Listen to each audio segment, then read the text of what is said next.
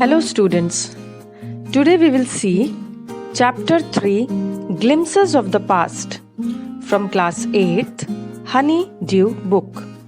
Dear students, this chapter is an excerpt which is taken from S.D. Sawant's book Our Freedom Movement. Here he has tried to present some major glimpses of the past. As you see the first picture, this is the picture of a function in Delhi where Lata Mangeshkar was singing the most famous patriotic song, "Oh my countrymen, let your eyes fill with tears as you recall the sacrifices of India's martyr." It is the English translation of the song, "ऐ मेरे वतन के लोगों, जरा आँख में भर लो पानी, जो शहीद हुए हैं उनकी, जरा याद करो कुर्बानी."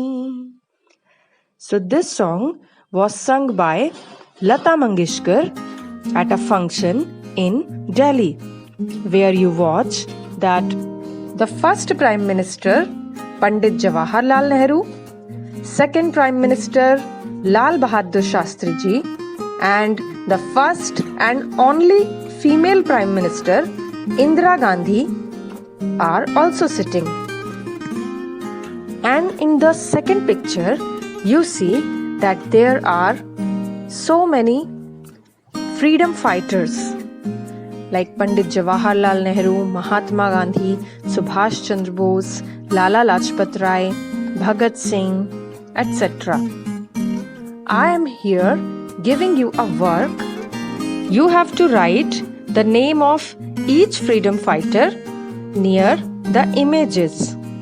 These images you will get in your NCERT Honeydew book. Now let's discuss how the company got victory over India. How East India Company entered India. This is the period between 1757 to 1849. During this time, there were superior weapons with British East India Company, and with this power they were extending their rule in India during 18th century. As you see the image of the map of India, here the pink color shows the extent of East India Company. Here in these areas, East India Company had already established its rule in India in 1765. Indian princes were also short-sighted, and Britishers took advantage of this shortcoming of the Indian princes. The Britishers always made the Rajas fight among themselves.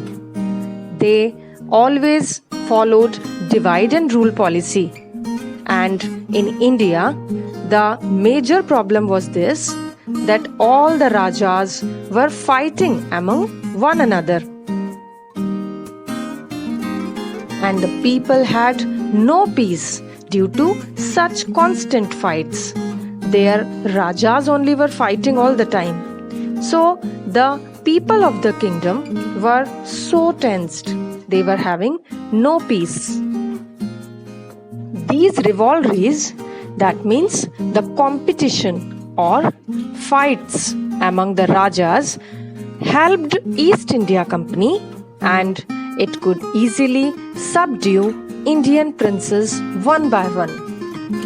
Here, subdue means they defeated the Indian Rajas one by one and established their rule in their territories.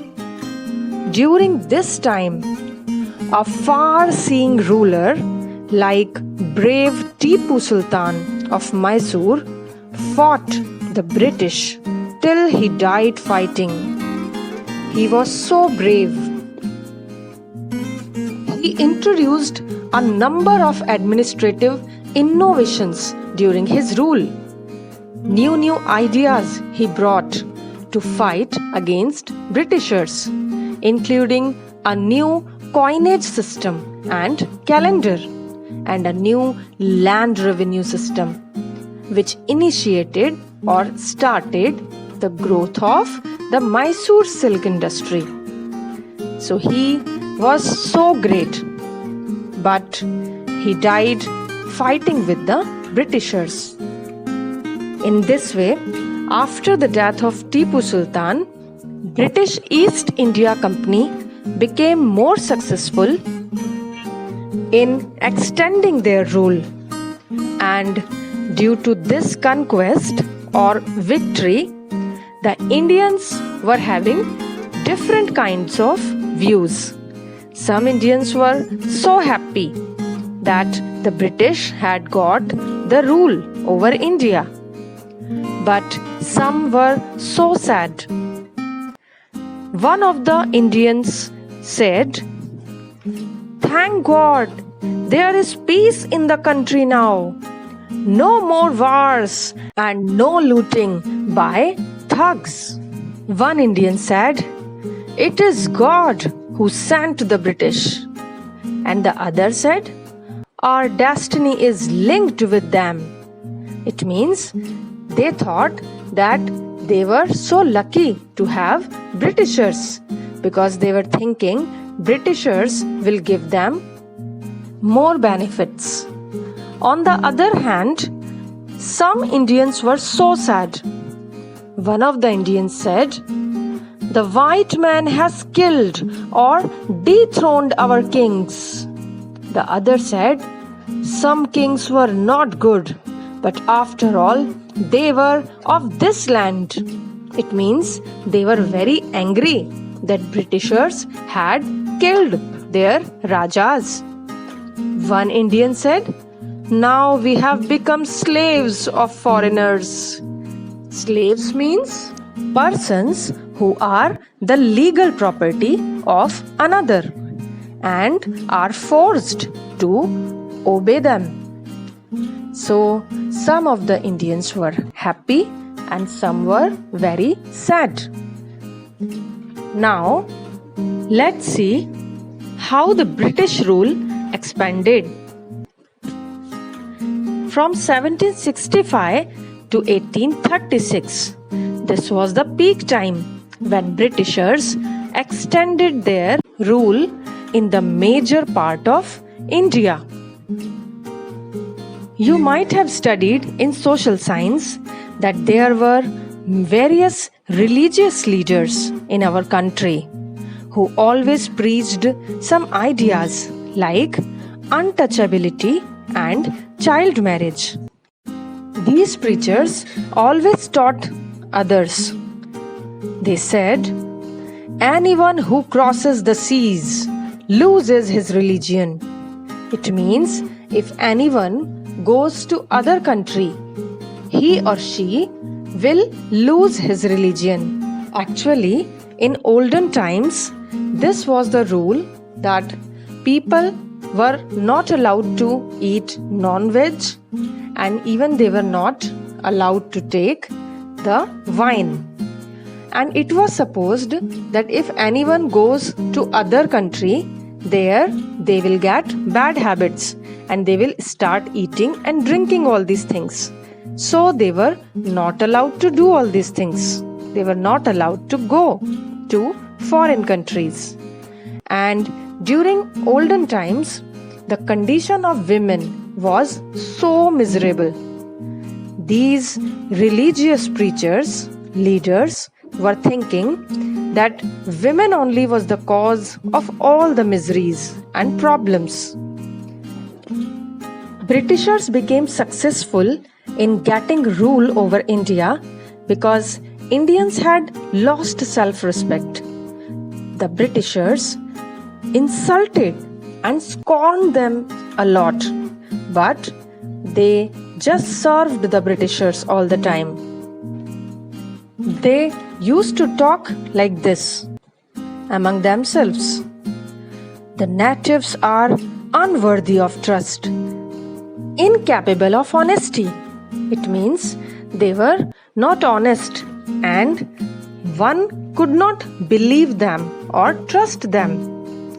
And listening all such kind of comments, the Indian who were serving them said like this, "True, your honor, but I am honest." Means the Indians were only thinking about themselves. The Indians who were serving under British rule, they were only watching their benefits and they were cheating their brothers. And Britishers who were the merchants or businessmen, they wanted quick benefits. So they imposed heavy taxes, forced farmers to abandon their fields. They had exploited the farmers. Their fields they had taken, and taxes which they took from them that were so heavy. Poor farmers, when they were weeping in front of them and they told them that their crops were taken by the Britishers only, then how would they be able to pay the tax? The Britishers never helped them, and they always told them that they are already under debts, and if they would not pay the tax, they would be sent to jail. Here, debts means the borrowed money or the money taken from somebody and which is not paid to them, which is due. That is called debt. And because the Britishers took the land of farmers, there were no crops, and due to this, famines followed, means lack of food. And due to lack of food, so many Indians died between 1822 and 1836. Already the Britishers were having cruel methods. Now they were searching some more ideas how to exploit the Indians.